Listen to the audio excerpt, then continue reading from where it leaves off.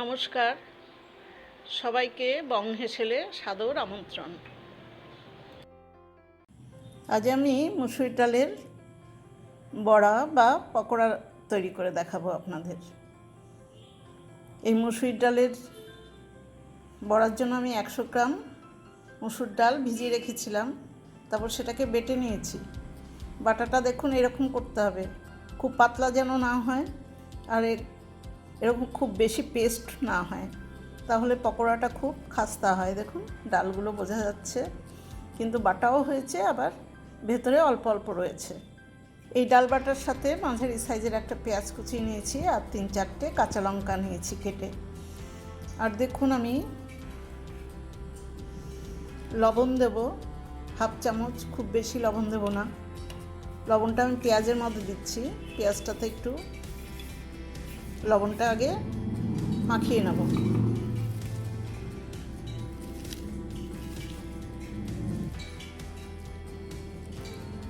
লবণটা পেঁয়াজে মাখিয়ে নিয়েছি, আর হাফ চামচ গুঁড়ো হলুদ আর হাফ চামচ কালো জিরে দিলাম।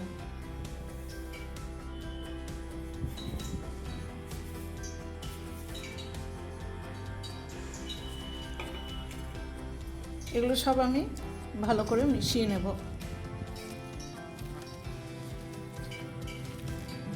আরেকটা উপকরণ দেখুন, 1 চামচ পোস্ত, গোটা পোস্ত এর মধ্যে দিয়ে দেবো। এই বড়াটার মধ্যে পোস্তটা থাকলে খেতে বড়াটা আরও খাস্তা এবং আরও খুব ভালো হবে। এবার সব উপকরণ আমি একসাথে মিশিয়ে নেব।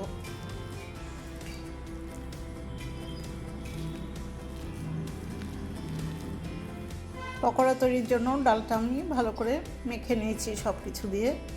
এবার ভাজা করব।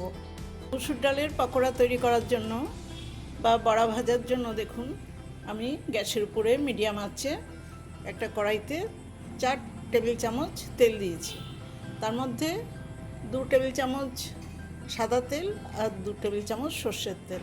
আমি দুটো তেল মিক্সড করে বড়াটা ভাজবো।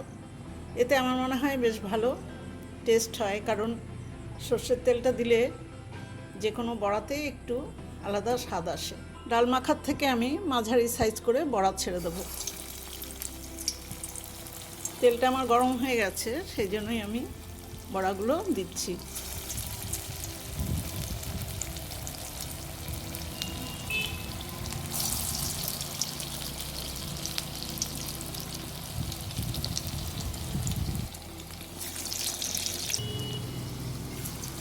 আমি বড়াগুলো দুবারে ভাজবো, একবারে আমি এই কটা দিয়ে দিলাম।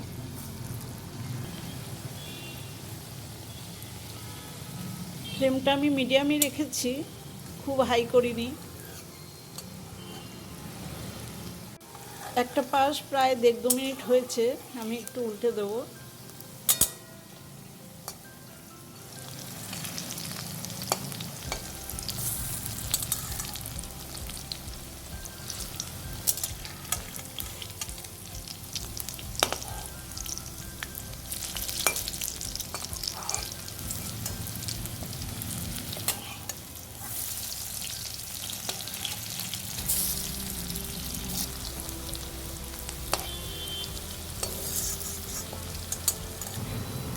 দেখুন বড়াগুলো আমি সবকটা উল্টে দিয়েছি।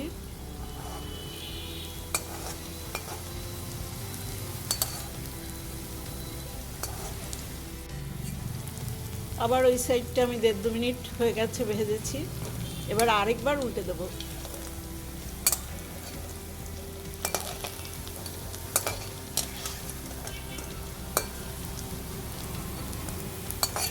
বড়া হাই ফ্লেমে ভাজলে খুব তাড়াতাড়ি বাইরেটা লাল হয়ে যাবে, ভেতরে ভালো ভাজা হবে না।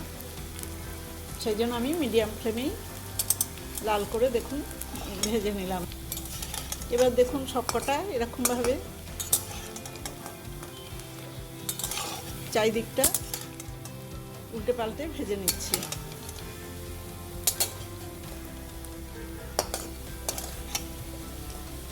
আমার এই বড়া কটা হয়ে গেছে, আমি এখন এগুলো তুলে নেব।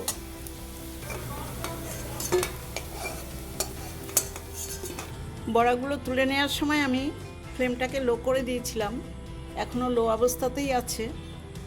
পরের ব্যাচের বড়া কটা আমি এই তেলের মধ্যেই দিয়ে দেবো।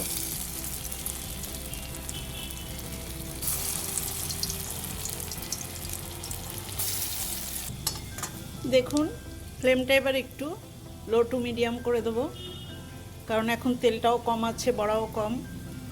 আঁচ কম করে ভাজলে বেশি ভালো মুচমুচে হয় বড়া। এবার আগের মতো করেই এই বড়া কটা আমি ভেজে নেব।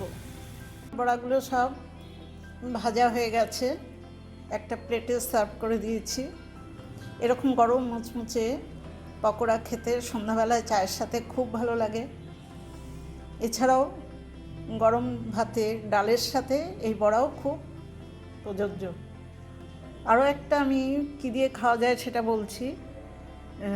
অনেক সময় দেখবেন খুব গরমে যারা রাতে রুটি খান না, ভাতই খান, তারা যদি একটু বিকেলের দিকে ভাতে জল ঢেলে গরমকালে সেই জল ভাতের সাথে এই বড়া দিয়ে খান, তাহলে কিন্তু খুবই ভালো লাগবে।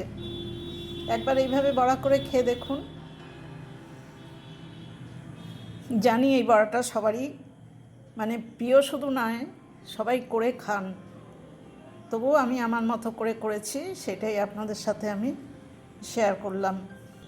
আমার এই বড়া তৈরির রেসিপিটা দেখে আপনাদের যদি ভালো লাগে তাহলে আমার ছোট্ট চ্যানেলটাকে সাবস্ক্রাইব করে আমার পাশে থাকবেন, বেল আইকনটাও প্রেস করে দেবেন, লাইক করবেন, শেয়ার করবেন আর কমেন্টস করে জানাবেন কেমন হলো। সবাই খুব ভালো থাকবেন, সুস্থ থাকবেন। ধন্যবাদ।